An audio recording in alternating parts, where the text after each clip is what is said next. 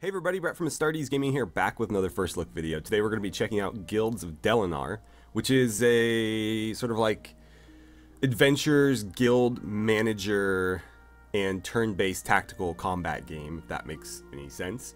And so basically what you're trying to do is run your own little medieval adventures guild with all the classic character tropes, you know, warriors, paladins, mages, stuff like that. And you go into dungeons, clear them, and upgrade your characters along the way, but you do also, of course, have to manage the administrative parts of the guild too, so you have like your guild hall and you take care of stuff like that. Anyways, we'll see more as we dive in. But the game is an early access project on Steam, so if you are adverse to that sort of thing, give it a wait until the game comes out in 1.0, but if not, and you like what you see here and are considering supporting it, it's available right now on Steam for like $11.99. So let's go ahead and dive on in. Alright, we're going to do a new game. I just did a little test run to see how things worked. So, we're called the Shield of Delenar. Sure, I'm fine with that. But you can type in whatever you like here. There are quite a few different guild shields. That one's pretty cool. Let's run with that. And then you get 3 starting characters. I'm not going to mess with their names here, but I will tweak their appearances so you guys can see the different options. So there's Warrior, Priest, which we have right here, Mage, Rogue, and Paladin. So those are the 5 classes. As far as I know, those are the only 5, but there may be more down the line or something. I have no idea. So let's make sure we have at least 1 warrior, and then for the different races, we have humans, we have dwarves, and we have goblins. Let's go with a human. I've got to say, the idle animations are a little bit too fast. I feel like they could be slowed down a bit. Just giving them a little bit of movement is fine, so that they look alive and not very static, but they're almost like too fidgety. Okay, so those are the different races, and then there are several different skin tones that you can choose from as well. Let's see, what about for the dwarves? So the dwarves have all the skin tone ranges, and the goblins apparently have varying shades of green. So that's cool. It makes it easier to visually distinguish your characters, even the green skins. Alright, and then our warrior gets 2 traits. It looks like this first character is the guild master. So they're just objectively better by 5%.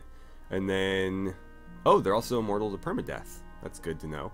So it looks like our first 3 characters are all immune to permadeath, but that means that everybody else is not.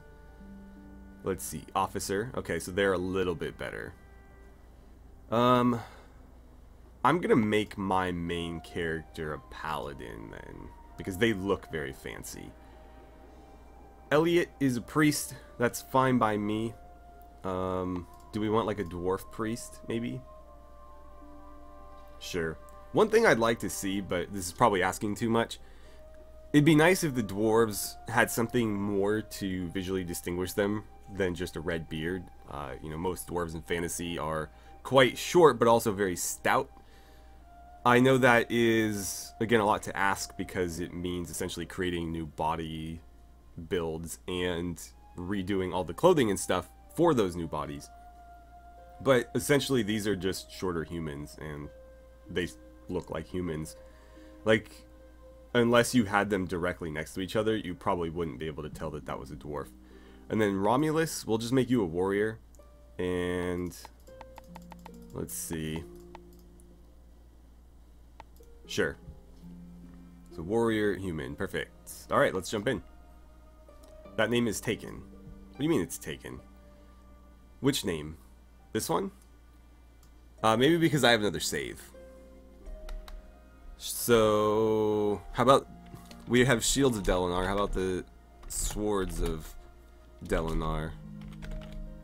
Okay.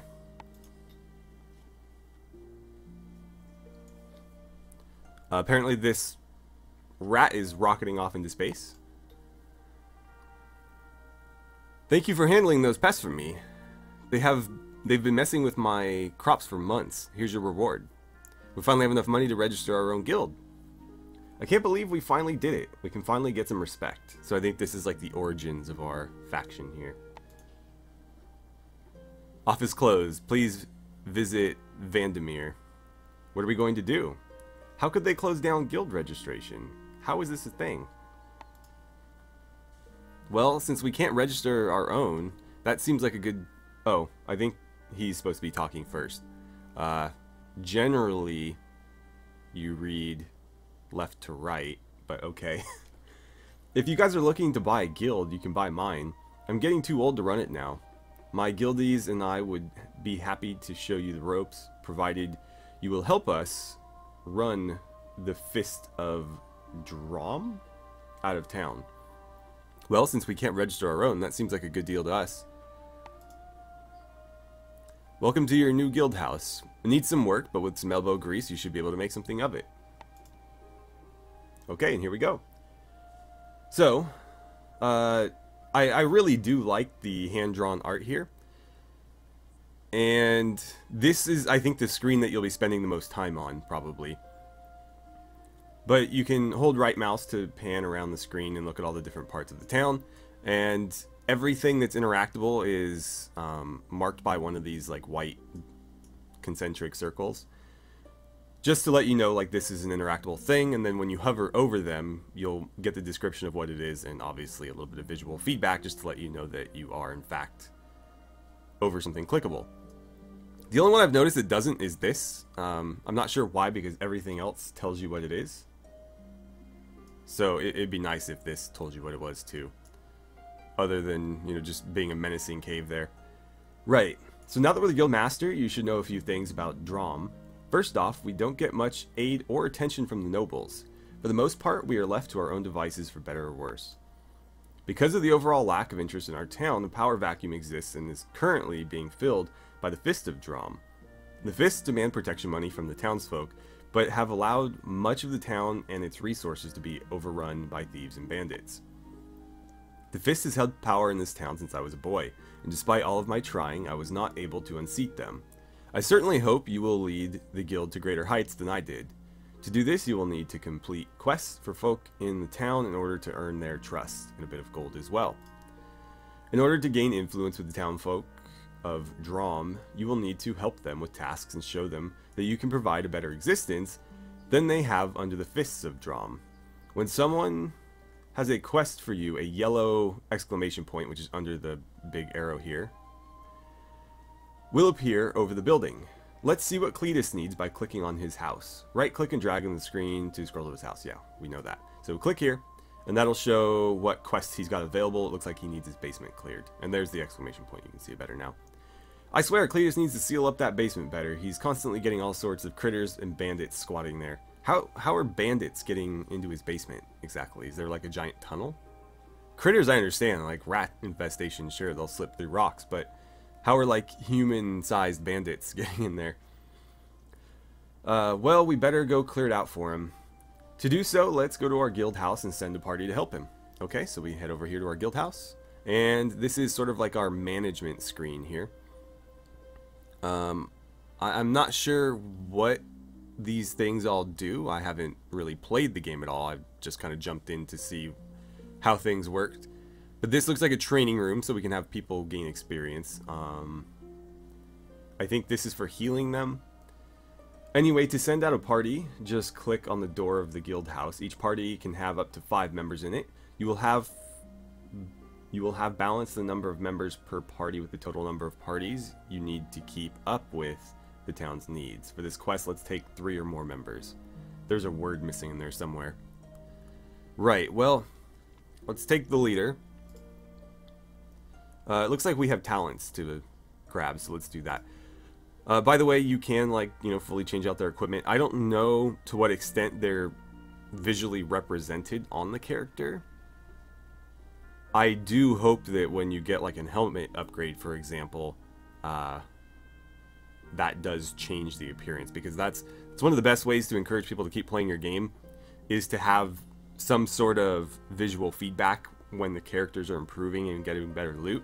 It's one of the biggest issues with Anthem. Not that I've played Anthem, but I've seen enough of it to know what's wrong with it, among many other things. But for a looter shooter, loot is the first word in essentially the genre of game that you're making. And so loot is very critical. And you want to encourage people to, want to earn your loot or, get your loot or whatever. And you don't do that by having like 4 guns that are identical looking, but are supposed to be, like varying versions of an assault rifle. The Masterwork assault rifle should look, significantly better than the basic one. And to my knowledge, in that game, they're all essentially the same looking gun, just with minor visual tweaks. So yes, visual feedback is very important for loot. I really hope that we see it here. Anyways, talents. We get, what, 1? Oh, 3. Okay, so Crusader, what does this do? Holy Strike now does 5% more damage per point spent. Okay, so looks like we can do this up to 5, so up to 25% more damage from that. Templar, so at the end of battle, the Paladin now receives 25% of an extra regen tick per point spent. Interesting. So that could be as high as 125%? Wow. And then Holy. Empowered Holy Light. Holy Light now does 5% more healing. So these are just improving skills I already have. It doesn't look like we unlock any new skills through this.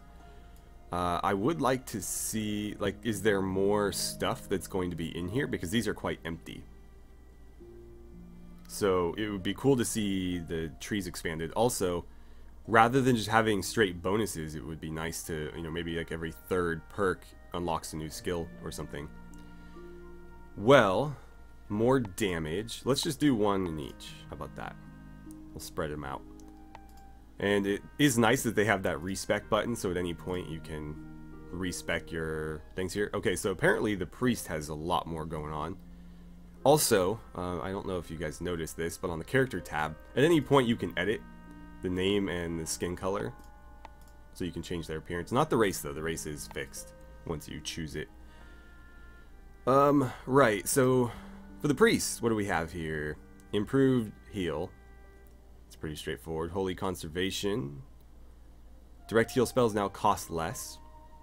And this adds a heal over time to our heal. That's cool. Intuition. Your priest will now also gain spell power from spirit. Toughness. Your priest now has 3% more health. Increased damage done by righteous pain. I think the priest sounds like a good healer. Let's go 1, 2, 3 across there. And maybe on the next level up we'll add that heal over time. Okay, Romulus, our warrior. You have a lot going on too, so it seems like the paladin's maybe just not fully fleshed out yet. This is, of course, early access, so the game's in some stage of beta. Improved power strike. Increased damage done by blah blah blah blah. Brace for impact. Okay, so this is what, essentially damage tree, defense tree, and like buff tree.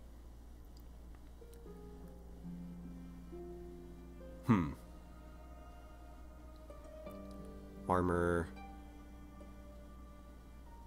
I'm gonna make him kind of tanky, so let's do 2 there, and then we'll do improved bash. Power strike.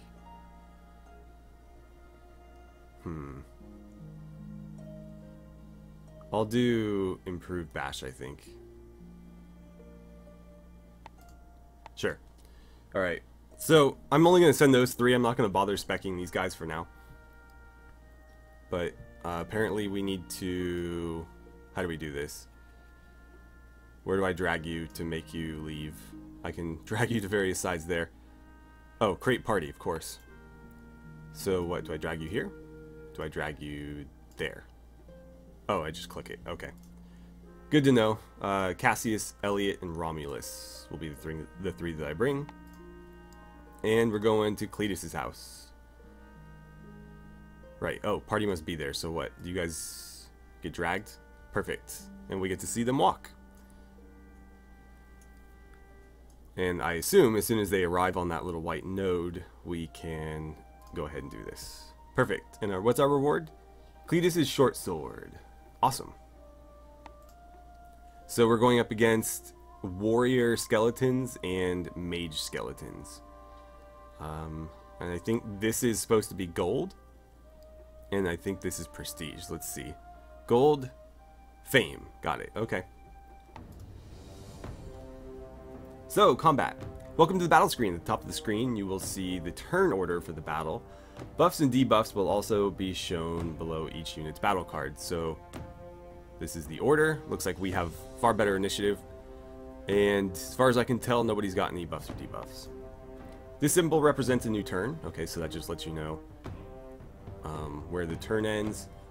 At this point, all damage over time effects will do their damage, and all buffs will reduce how many turns they have left. Interesting that they roll all the DOT, and I assume all the HOT, all the overtime effects at the end of the turn, rather than what a lot of games will do is have them take effect at the end of the character's turn. So if he got like poisoned, the poison would hit him after he's, finished his turn, rather than at the end of everybody's turn.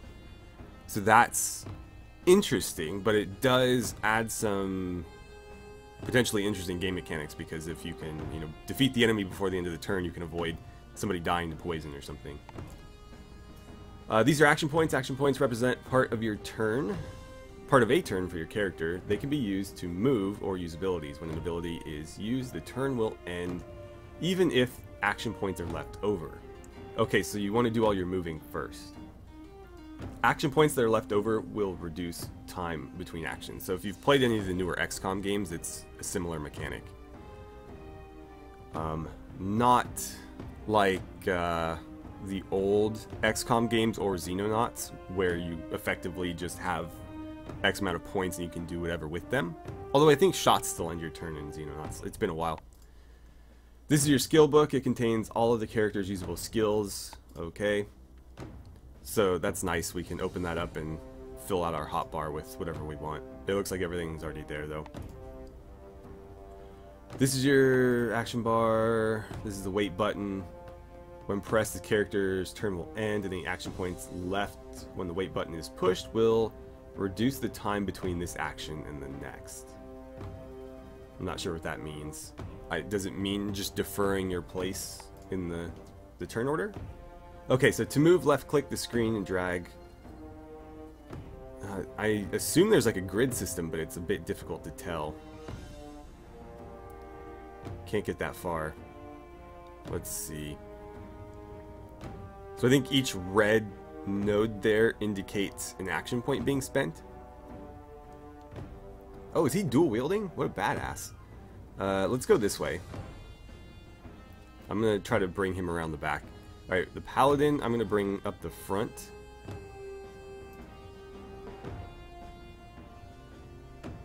Okay, and then for my priest, I'm going to move him there. And then with our last point, what can we do? Righteous Pain? Let's throw that on the warrior. Oh, he's out of range. Okay, then we'll hit the other guy here. That do anything? You'd think priests would be very effective against undead, but apparently not. Okay, priest is up again. Let's fortify the paladin. Nice, and then... Oh, that's you. Okay. Right, the action ended your turn. So if you step there, can you not hit him? There we go. Okay, he's going to bludgeon you right back. And... basic attack, I feel like there's something better we could do. Let's do a Holy Strike. Missed. Got it. He's throwing something at us. What do you have? Let's do a Power Strike. Cool. And Mr. Priest, if you could heal our warrior back there. Good job missing there. Holy Strike, Holy Light, or Force of Light. Let's do a Holy Light. Does moderate healing to... Oh, why does it say damage? Interesting. Okay, let's do a Holy Strike then. Please don't miss. Cool. Okay, warrior. Power Strike is still a lot better than Bash, even though we buffed our Bash skill. What couldn't you do for me? Throw a Righteous Pain at him and see what it does. Yeah, it doesn't appear to do anything to the skeletons. At least, again, I'm not getting any visual feedback to indicate that it is. Okay, we won, and we get this short sword. So we have to take it. It's like Battle Brothers, you can't leave the loot behind. Or you can, you don't want to. Alright, so after the battle, check your party's health and mana before taking on more quests. If your party is getting low, make sure to send them to your guild house to rest. Who's this supposed to be? It's good to see your guild getting active again. I am Lord Tharsis of Vandermeer, and I have a task for you. I gave this task to the Fist of Drama a while ago, but they have not had the guts to complete it yet. I want you to send a party to Despot Cave and kill whoever or whatever is running the place. Lastly, if you have time, you should try to help out Eldon's farm and Light of Drom. They seem to be having some issues, and I'm sure they will reward you for your efforts. To see the rewards, click the text in the top right corner of the screen. In the yellow view, or yellow, what? In the town view, you are able to unpause the game in order to slow it down when need be. So just press space to pause. Okay. So, I believe that's where I'll leave it for today. That should give you guys at least a small taste of what to expect here. I guess we can run back to here very quickly. And we'll just get a look at maybe a few other things we can do in the guild house before we call it. So win condition, we just have to essentially meet these requirements. Right, so let's look at the mage's skills real quick. So fire, ice, and arcane. Got it. So essentially like elemental stuff. So you don't have to focus on like a specific element. However, it probably benefits you to do that. So having like a fire mage, for example. So we can go like 1, 2. This requires... Oh, so these need to be... Oh, just 5 points in total. Okay, I thought it was talking about the previous one. So one more here. Magic damage by 2.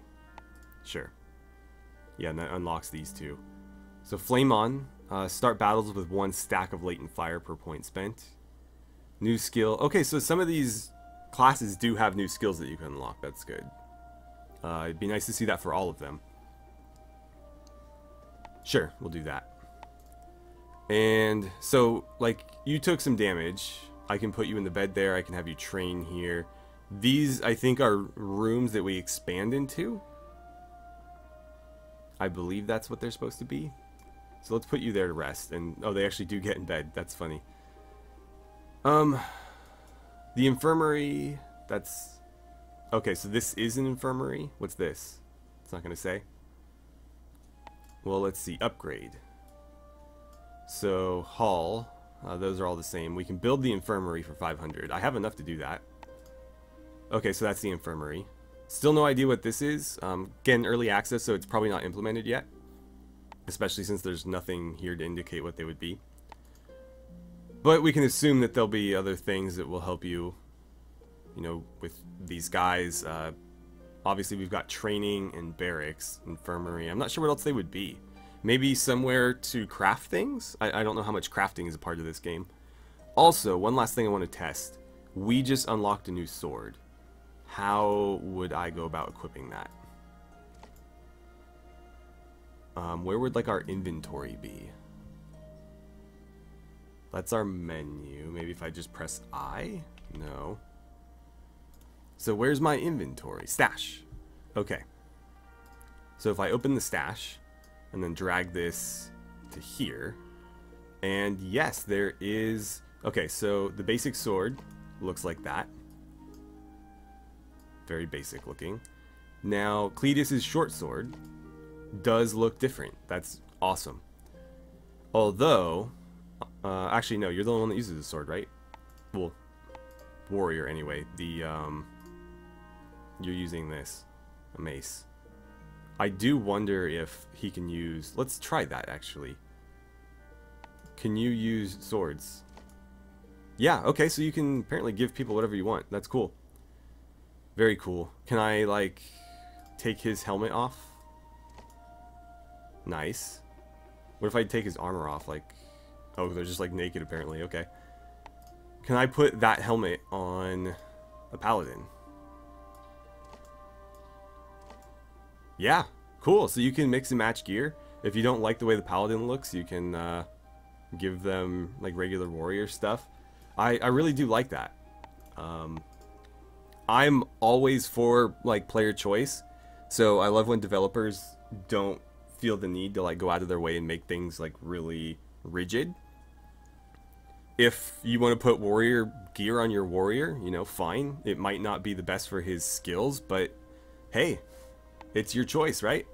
Anyways, that has been Guilds of Delenar. I'm intrigued. I think the game certainly has a ways to go still, but I do like these little, you know, turn-based strategy games, especially if they have this sort of management element to add some more depth to it. And given what they're asking for it, I think it's pretty reasonable, I would say. Again, if you're not patient enough to sit through a game's development, you know, give it a pass until the game is at least further done or in the 1.0 stage. But if you like helping games get developed, then again, the game is available in early access on Steam. I'll be covering it more when it gets significant updates, so we can come back and kind of see what has been added. Also, if you guys would like to see more, maybe like a short let's play, I'd be happy to do that. Just let me know in the comments below. But thank you so much for watching. I had a great time playing some Guilds of Delenar with you, and I look forward to seeing you guys back here for my next First Look video.